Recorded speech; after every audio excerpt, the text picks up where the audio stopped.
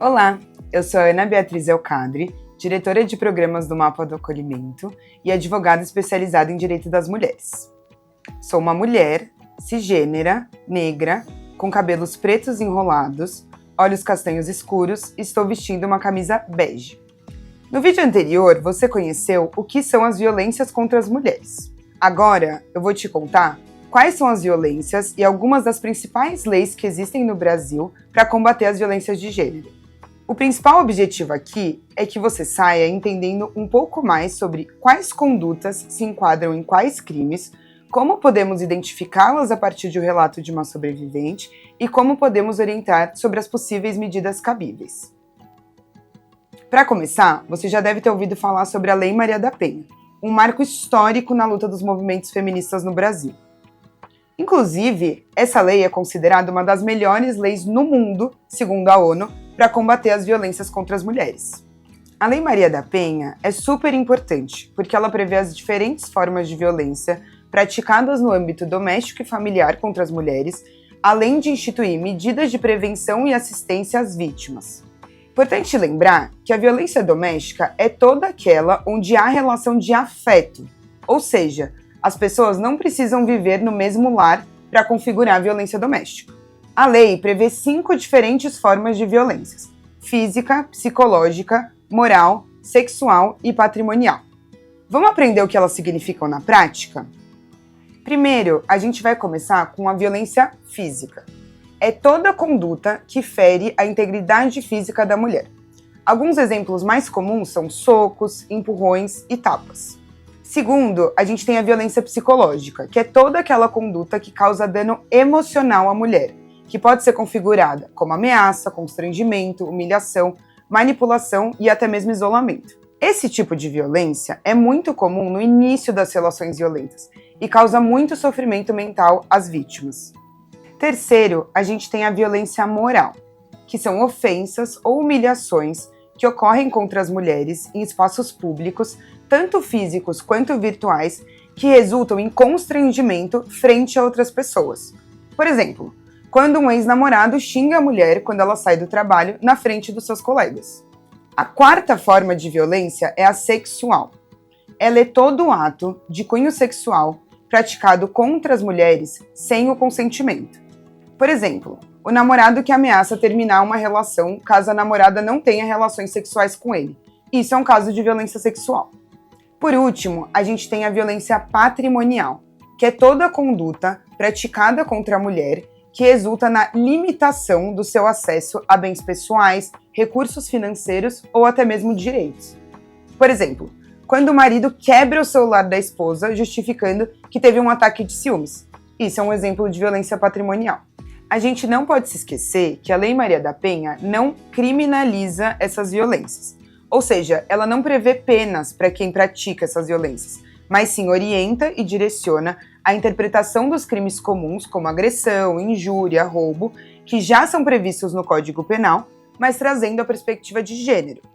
Por exemplo, uma mulher que é furtada na rua por um desconhecido sem sofrer violência é diferente de uma mulher que tem seu celular destruído pelo seu companheiro. São atitudes semelhantes, mas uma pode ser caracterizada como uma violência patrimonial e a outra como um simples furto. Outro ponto importante previsto na Lei Maria da Penha são as medidas protetivas de urgência. Esse mecanismo se trata de uma medida de prevenção para evitar que a mulher sofra violência ou para cessar a situação de violência que ela está vivenciando.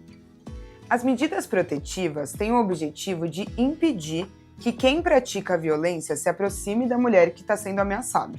Elas devem ser autorizadas em até 48 horas pelo Poder Judiciário ou pelo próprio delegado de polícia, em alguns casos, por se tratar de um procedimento de urgência. Além disso, elas podem ser solicitadas em qualquer delegacia de polícia, sem a presença de um advogado, ou no Ministério Público, ou em juízo, aí por meio de advogado ou defensoria pública. Importante destacar que o descumprimento das medidas protetivas de urgência é considerado crime e pode levar até a prisão da pessoa agressora. Agora, a gente vai apresentar algumas leis que protegem as mulheres e entender, por meio de exemplos práticos, como aplicá-las em casos reais. Lembrando, gente, que nem todas as condutas que são entendidas como violência de gênero se enquadram em crimes. Isso acontece porque, para uma ação ser considerada um crime, é necessário que ela esteja descrita diretamente na lei. Vamos olhar alguns exemplos de situações de violência contra as mulheres para entender em quais leis elas se enquadram?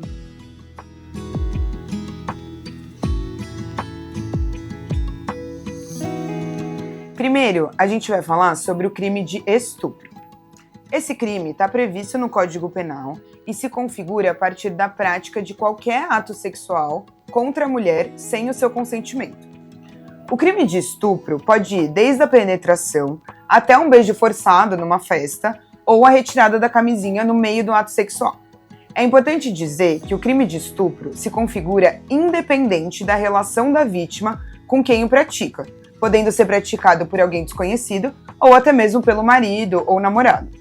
O elemento chave para entender se houve o crime ou não é a vontade expressa da mulher em relação ao ato sexual praticado, o famoso eu quero.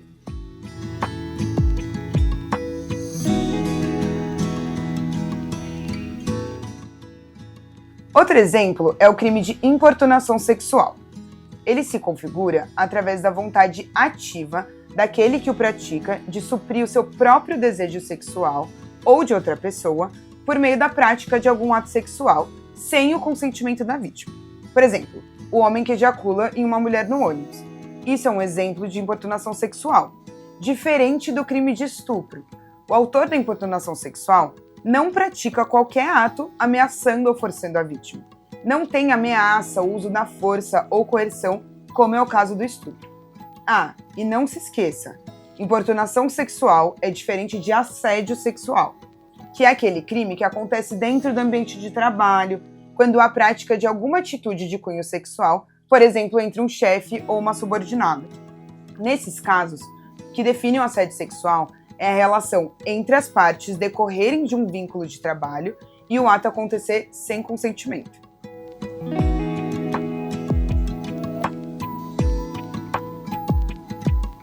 Agora, a gente vai passar pelo crime de violência psicológica. Essa forma de violência foi criminalizada em 2021 e se configura a partir de qualquer conduta que cause dano emocional à vítima ou prejuízo à sua saúde psicológica. Alguns exemplos são humilhar, xingar, isolar a vítima da sua rede de apoio, entre outros. Sabe quando a mulher termina com o namorado e ele diz pra ela que ela não vai conseguir achar ninguém melhor que ele porque ela é chata, feia, burra? Isso é uma forma comum de violência psicológica. O elemento chave desse crime é que os efeitos emocionais que a mulher relata são consequências da prática dessas violências. É importante lembrar que a violência psicológica é mais difícil de ser comprovada, porque para a configuração do crime é necessário comprovar a conexão entre a violência e os efeitos psíquicos na vítima.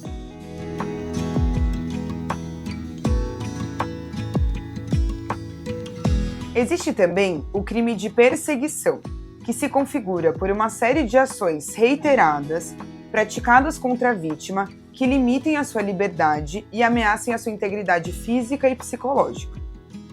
Por exemplo, aquela situação em que um homem passa a perseguir uma mulher indo fisicamente no seu trabalho, ou na sua casa, ou até mesmo criando perfis falsos para persegui-la nas redes sociais.